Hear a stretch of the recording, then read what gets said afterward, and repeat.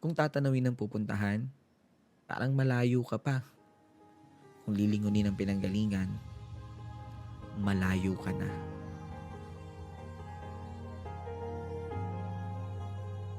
Kung titingin sa hakbang ng iba, parang naiiwan ka. Pero kung sarili ang bibigyang pansin, aba, umuusad ka. Maaaring pagtagpuin tayo sa ilang bahagi ng paglalakbay. Pero ang totoo, kahit kailan, hindi naman talaga tayo magsasabay-sabay. Magkaiba ang panahon, magkaiba ang daan, magkaiba ang oras, magkaiba ang bilis.